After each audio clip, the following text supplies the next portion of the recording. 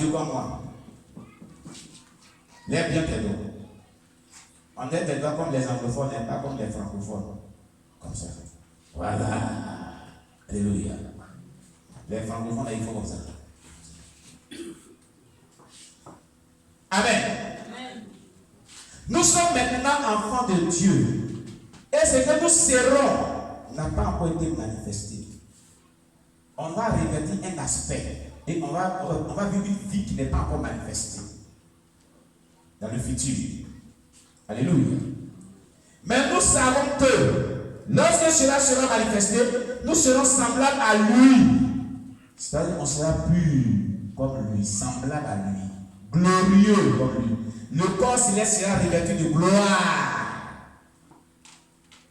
semblable au corps céleste de Christ, dans sa splendeur.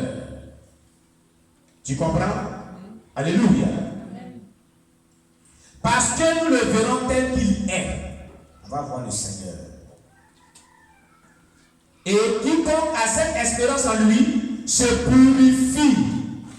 Qui espère à ce genre de choses? Qui espère au salut de son âme? Qui espère à cette gloire aussi? Alors Dieu te demande de te purifier. Par une vie de sanctification. Par une vie de soumission à sa parole. Par une vie de marche par le Saint-Esprit. Par une vie qui renonce à tout ce qui est mauvais que Dieu n'aime pas. Et qui se consacre. Afin de pouvoir hériter ces choses. Si tu espères en cela, alors ne vis pas dans le péché.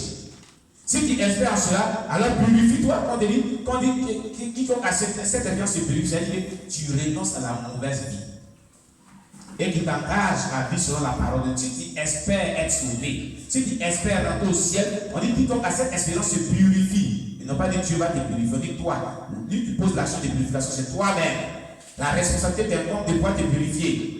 Ce n'est pas Dieu qui va te purifier, mais la responsabilité t'incombe toi-même de pouvoir te purifier, tout en marchant convenablement selon la parole de Dieu. Amen, amen. Alléluia. Amen. Il dit se purifie comme lui-même est pur. Quiconque a cette expérience se purifie comme lui-même est pur. Gloire à Jésus-Christ. Alors tu ne peux pas dire que tu espères au ciel, tu espères au paradis, tu espères au royaume de Dieu, et puis tu vas vivre dans le péché. Non. Détrompe-toi. Voilà ce que les saints disent. Tu dois te purifier. Et comment on se purifie? C'est en marchant selon la parole de Dieu. C'est la parole de Dieu qui purifie, qui sanctifie. Se purifier, c'est sanctifier. Lis Jean 17, verset 17. Vous allez voir. C'est que je suis à dire. Dans Jean chapitre 17, verset 17. Vous allez voir que c'est la parole de Dieu qui purifie. C'est la parole de Dieu qui sanctifie. Donc c'est sa mise en application qui va te purifier, qui va te sanctifier. Jean chapitre 17, verset 17. Jean chapitre 17, verset 17. Oui. Sanctifie-les par ta vérité. Sanctifie-les par ta vérité. Ta parole est la vérité. Ta parole est la vérité. Se purifier, se sanctifier, veut dire la même chose. Et c'est Jésus qui parlait. C'est la parole, la vérité de la parole de Dieu qui sanctifie. Sa mise en application qui purifie. Donc si tu as cette expérience en toi, et qu'on dit que quiconque a cette expérience se purifie, donc se sanctifie, c'est en mettant en pratique la parole de Dieu que tu vas te sanctifier, te purifier, et tu vas t'accorder de pouvoir rentrer au ciel pour vivre cette gloire aussi. C'est tout. Voilà ce que Dieu nous demande. Amen. Voilà ce que Dieu nous demande. Aujourd'hui, on voit un certain nombre de chrétiens qui refusent de pouvoir se sanctifier, qui refusent de pouvoir se purifier et vivent la vie chrétienne dans le désordre. On est dans les derniers temps. La campagne de peut sonner d'un moment à l'autre. Jésus peut revenir. Tous les signes prophétiques ont été évidents. Nous les vivons au quotidien. D'un moment à l'autre, Christ peut revenir. On a déjà vu ça dans l'enlèvement de l'Église. C'est la suite de ce thème eschatologique que nous sommes en train de voir. Donc, d'un moment à l'autre, la campagne peut sonner. Est-ce que tu es prêt? Si aujourd'hui la campagne sonne, tu es sûr que tu seras sauvé? C'est la question qui est très importante à te poser. Si Jésus revenait maintenant là, est-ce que je suis sûr d'être sauvé et d'être enlevé avec lui? Vu la relation de Dieu, la relation qu'il développe avec Dieu, vu ma vie chrétienne, est-ce que je suis sûr que je suis sauvé si Christ venait maintenant? Voici la question la plus importante que tu vas te poser. Amen. C'est la question la plus importante que tu vas te poser, cher bien-aimé. Avant de continuer ta vie chrétienne, assois-toi un peu et réfléchis un peu sur ta relation avec Dieu. Seigneur, est-ce que ma relation avec toi est vraiment bonne? Si tu venais maintenant, est-ce que je suis déçu? Et si tu n'es pas sûr d'être sauvé, il faut régler tous les problèmes de péché qui sont dans ta vie. Parce que d'un moment à l'autre, la tempête peut sonner. Tous les signes sont évidents dans la Bible. Alléluia. Amen. Alléluia. Amen. Comprends cette vérité biblique. Elle est fondamentale. Elle est très importante pour toi. Voilà Jésus-Christ. On ne se donne pas au Seigneur pour qu'à la fin de nos jours se retrouve en enfer. Non. C'est tellement médiocre de penser ainsi. Alléluia. On se donne au Seigneur pour qu'à la fin de nos jours, on se retrouve au ciel avec lui. C'est pourquoi Jésus s'est donné la croix pour qu'on soit sauvé. Jésus ne s'est pas donné la croix pour que toi tu partes en enfer. Au grand jamais, refuse cela. Tu n'es pas destiné à aller en enfer. L'enfer n'a pas été créé pour les humains. L'enfer a été créé pour Satan et les démons. C'est ce que la Bible nous enseigne. Tu comprends? Mais c'est lors, refusant Dieu et refusant de pouvoir mettre en pratique la parole de Dieu, lui-même décide d'aller en enfer. Ce n'est pas la vie qui décide de vivre. Sinon, Dieu ne veut pas que l'homme parte en enfer. Donc, toi, tu m'écoutes ce matin. Tu n'es pas destiné à aller en enfer. Dieu ne t'a pas créé pour que tu partes en enfer. Dieu t'a créé pour que tu sois sauvé, tu vives avec lui au paradis. Refuse la mauvaise vie et accepte de vivre avec l'aide du Saint-Esprit selon Dieu. Alléluia. Pour que tu guérisses le royaume des cieux. Gloire à Jésus-Christ. Cela est très important de le savoir. 1 Corinthiens chapitre 13, verset 12. 1 Corinthiens chapitre 13, verset 12.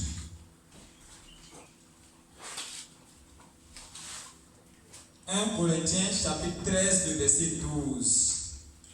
Aujourd'hui, nous voyons au moyen d'un miroir. Nous voyons au moyen d'un miroir. D'une manière obscure. D'une manière obscure. Mais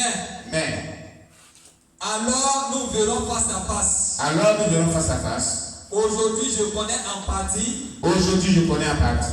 Mais alors je connaîtrai comme j'ai été connu. Mais alors je connaîtrai comme j'ai été connu. Amen. Amen. Vous comprenez ce qu'il dit dans 1 Corinthiens 13, verset 12? Il a dit aujourd'hui nous voyons au moyen d'un miroir, d'une manière obscure. Mais alors nous verrons face à face. On verra le Seigneur face à face. Aujourd'hui je connais en partie. Mais alors je connaîtrai comme j'ai été connu.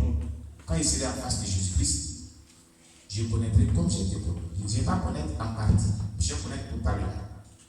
Et c'est dans le ciel que toutes ces choses se passeront. Se passeront. Amen. Amen. Amen, amen. Amen. Voilà. 2 Pierre chapitre 3, verset 12 à 13. 2 Pierre chapitre 3, verset 12 à 13.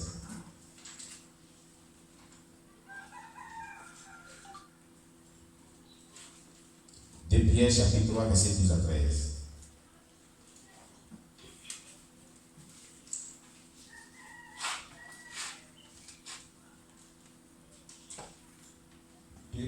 Chapitre 3, verset 12 à 13. 2 Pierre, chapitre 3, verset 12 à 13. Tandis que vous attendez et hâtez l'avènement du jour de Dieu, à cause duquel les cieux enflammés se dissoudront et les éléments embrasés se fondront. Mais nous attendons, selon sa promesse, de nouveaux cieux et une nouvelle terre, là où la justice habitera. Amen. Vous voyez, c'est une promesse que tu as faite. Il a dit, tandis que vous attendez et hâtez l'avènement du jour de Dieu. Quel est cet avènement? Le retour de Jésus-Christ. On attend. Tout le monde attend le retour de Jésus-Christ. Il n'y a pas un chrétien qui n'attend pas le retour de Jésus-Christ. Pour ceux qui ont la connaissance de cette vérité fondamentale biblique, présentement, tout le monde attend le retour de Jésus.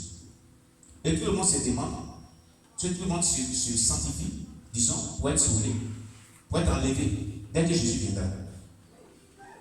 À cause duquel les cieux enflammés se dissoudront et les éléments embrasés se fondront. Il a dit, mais nous attendons, selon sa promesse, de nouveaux cieux et de nouvelles terres où la justice habitera. Il y a une promesse qui a été faite par Dieu, c'est ce qu'on a vu.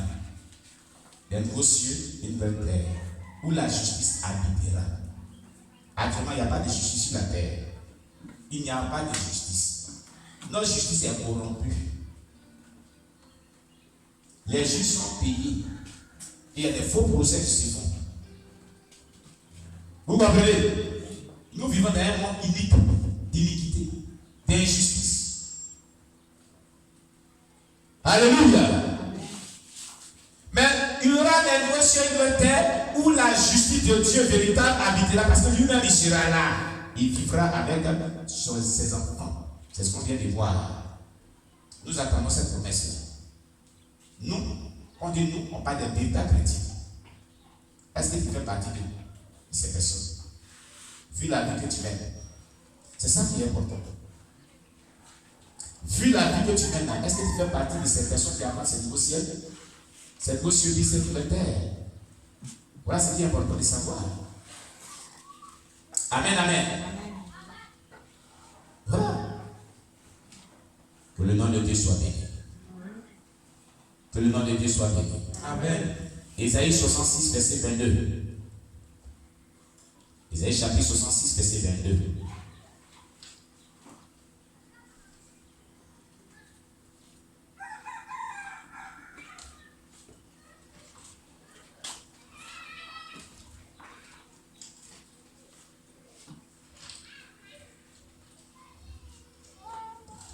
Amen.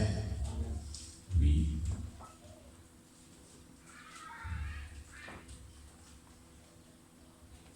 Ésaïe 66, verset 22. Ésaïe chapitre 66, le verset 22. Oui. Car comme les nouveaux cieux et la nouvelle terre que je vais créer subsisteront devant moi, dit l'Éternel. Ainsi subsisteront votre postérité et votre nom. Depuis le prophète Ésaïe, depuis des siècles en arrière, Dieu avait prophétisé, programmé que le Dieu allait créer des nouveaux cieux et de nouvelles terres qui vont subsister, c'est-à-dire pour l'éternité. Tu comprends? C'est prophétique. Cela est prophétique. Alléluia.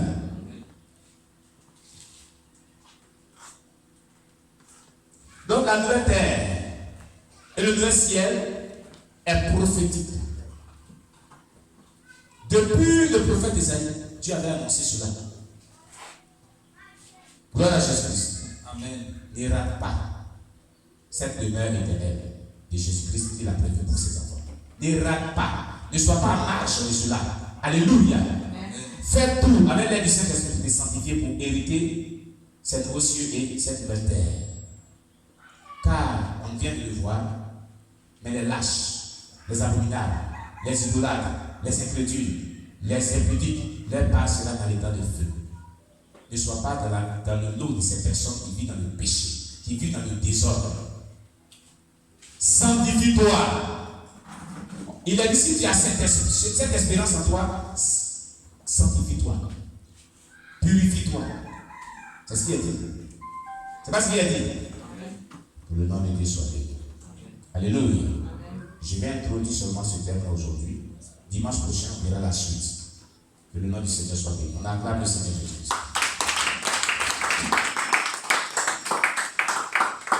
Dimanche prochain, on verra la suite